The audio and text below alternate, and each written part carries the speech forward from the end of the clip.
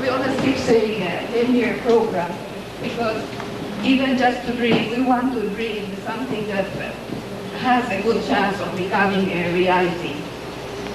So out of the 10 years, we have already spent 2. Since we started March 91, now it's June 91, that's 2 years. And at this time, we would like to take a little time to take stock of ourselves, of our environment. We want to philosophize, to analyze, to say, to examine, to always begin on everything we do, we always hold it right away. We want to ask a few questions from ourselves, from all of us. And some of them are, for instance, is Cebu becoming culturally aware? Trying very hard.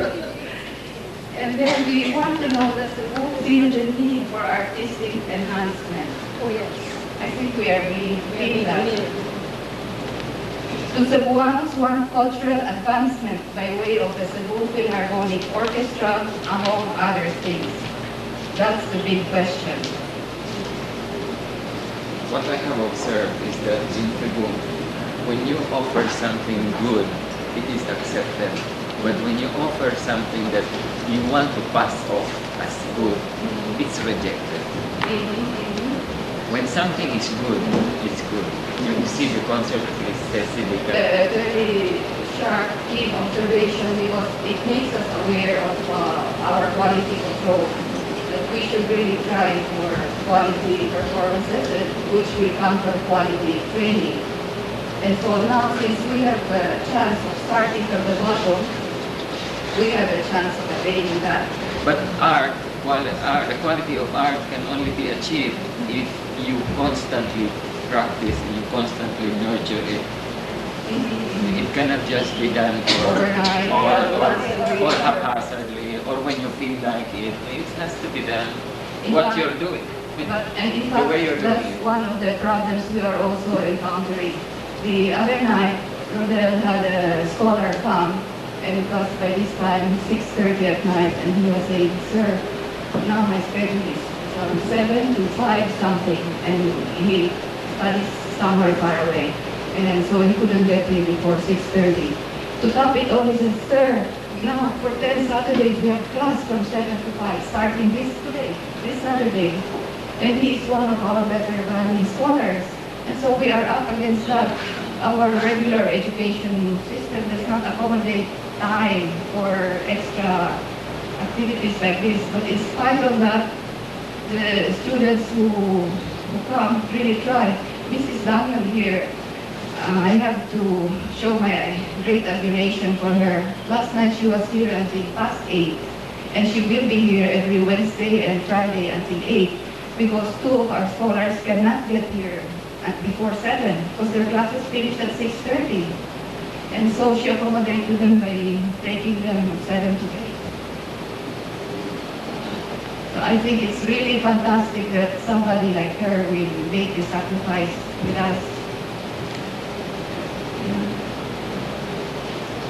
Now, another question I have here is, are those of us who are willing, are capable of doing so in whatever way, are we willing to help, to support these endeavors that we are doing? We have to throw that question to the business community, to our friends, to those of us who are better situated and are in a position to share with the lesser privileged. Because I failed to mention that our scholars who come from the less privileged sections. In fact, 20 of them come from Delegate. Delegate is Delegate, some say Delegate, but I understand both are correct. If you're in, you say Delegate. Delegate. If you come from Dumaguete, you say Delegate.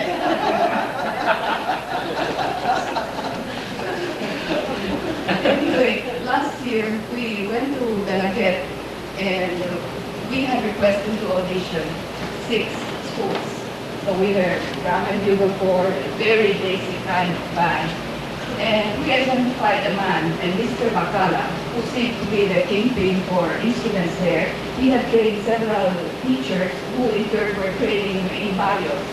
And so we invited him to come and join our seminars. And he came, and so we established a relationship in 1.5 years. And now that we were ready with instruments of our own, we went together with our faculty last Monday, this week. We explained to him, now finally we have instruments, we have instructors from Manila, we are ready to offer you something more concrete. And so together we planned a scholarship program. We asked him to contact several of his barangays and groups and ask them to identify their best 1, 2, or 3 students that we could train as scholars. So we budgeted 18 instruments for there. We are sending 6 flutes, 6 clarinets, 3 trumpets, and 3 trombones, 18. And he said there might be 1 or 2 who have their own instruments and who will also join the program. Now, to appreciate some of the problems that we run into, you might imagine the logistics of bringing 20 scholars to the city, given the difficulty in school scheduling. So there was no way we could solve that. The only way we could solve it is by sending our 2 instructors down to the Nugget. So they will be traveling every Thursday morning to give them lessons from 5 to 8 every Thursday. And this Mr. Makala has kindly consented to accommodate them overnight, and then they come home Friday morning.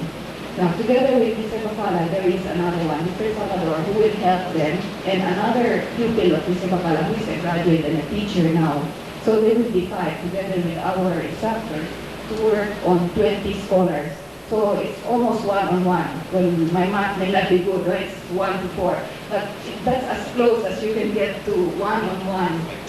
Imagine if you have 5 teachers working on 20, like tutoring for 3 intensive hours, and then from Thursday to Thursday, the local counterparts will be working on them.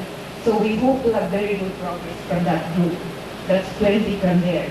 Now, in Lapu-Lapu City, there is a school, St. Alfonso's, also not very economically stable. We offer them the same scholarship, 20 students, same instruments, and our instructors will also be going there. From the violin, we also have similarly situated scholars. So our scholars come from that economic statement.